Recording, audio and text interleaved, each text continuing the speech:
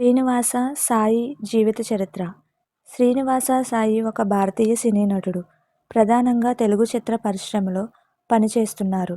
తన సహజ నటనకు మరియు స్థిర స్క్రీన్ ఉనికికి పేరుగాంచిన ఆయన సంవత్సరాలుగా అనేక ప్రశంసలు పొందిన చిత్రాలలో నటించారు.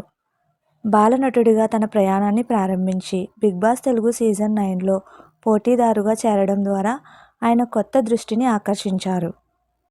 శ్రీనివాస సాయి భారతదేశంలోని తెలంగాణలోని హైదరాబాద్లో పుట్టి పెరిగాడు.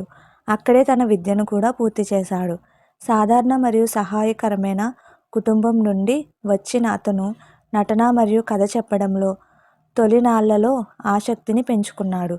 తల్లిదండ్రుల ప్రోత్సాహంతో శ్రీనివాస తన చదువును కొనసాగిస్తూనే సినిమా పట్ల తనకున్న మక్కువను కొనసాగించాడు. అతని పాఠశాల మరియు కళాశాల జీవితం గురించి చాలా విషయాలు ప్రైవేట్గా ఉన్నప్పటికీ అతను గ్రాడ్యుయేట్ డిగ్రీని కలిగి ఉన్నాడని మరియు ఎల్లప్పుడూ సృజనాత్మక కార్యకలాపాలు మరియు ప్రదర్శన కళల వైపు మొగ్గు చూపుతాడని తెలిసింది. శ్రీనివాస సాయి 2011లో తెలుగు చిత్రం గోల్కొండ హైస్కూల్తో తన నటనా జీవితాన్ని ప్రారంభించాడు. దీనిలో అతను సంతోష్ శోభన్తో పాటు సిద్ధాంత్ పాత్రను పోషించాడు. పాఠశాల జీవితం మరియు క్రికెట్ చుట్టూ కేంద్రీకృతమైన ఈ చిత్రం అతని యవ్వన శక్తిని మరియు సహజ నటనా శైలిని ప్రదర్శించడానికి వీలు కల్పించింది. ఈ అరంగేట్రం తర్వాత అతను క్రమంగా నటుడిగా తన బహుముఖ ప్రజ్ఞను ప్రదర్శించే విభిన్న పాత్రలను పోషించాడు.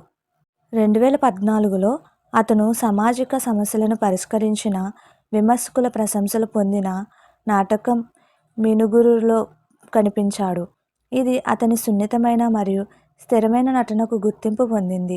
ఆ తర్వాత అతను వాణిజ్యపరంగా విజయవంతమైన ఊపిరి 2016లో నటించాడు. హాస్యం మరియు భావోద్వేగాలను మిళితం చేసిన హృదయపూర్వక కథ అతన్ని తెలుగు సినిమాలో ఒక ఆశాజనక నటుడిగా మరింతగా స్థాపించింది. శ్రీనివాస శుభలేఖ ప్లస్లు 2018తో తన ప్రతిభను విస్తరించుకుంటూ వచ్చాడు. ఇది సంక్లిష్టమైన భావోద్వేగ సూక్ష్మ నైపుణ్యాలను చిత్రీకరించే అతని సామర్థ్యాన్ని హైలైట్ చేసిన శృంగార నాటకం.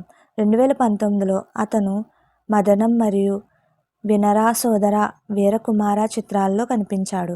ఈ రెండు చిత్రాలు అతనికి మరింత పరిణితి చెందిన మరియు వైవిధ్యమైన పాత్రలను అన్వేషించడానికి వీలు కల్పించాయి. తరువాత అతను నాదో నేను 2023లో అనే సమకాలీన నాటకంలో నటించాడు. ఇది అతని ఫిల్మోగ్రఫీకి మరో లోతును జోడించింది. ఆ తర్వాత అతని తాజా విడుదల నెట్వర్క్ 2025 నటుడిగా అతని అభివృద్ధి చెందుతున్న నైపుణ్యాలను హైలైట్ చేస్తూనే ఉంది.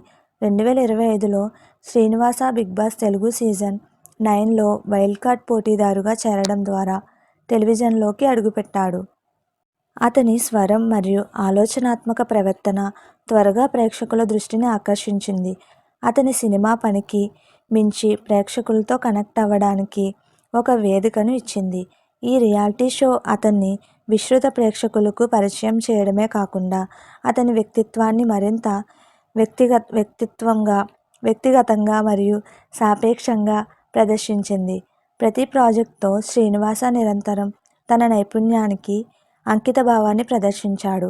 తెలుగు వినోద పరిశ్రమలో అతని ప్రతిభ మరియు వృత్తి నైపుణ్యానికి గుర్తింపు పొందాడు. మీకు మా వీడియోస్ కనుక నచ్చినట్లయితే ఇలాంటి మరెన్నో విషయాలు తెలుసుకోవాలనుకుంటే డూ సబ్స్క్రైబ్ టు సమాజం ముచ్చట్లు.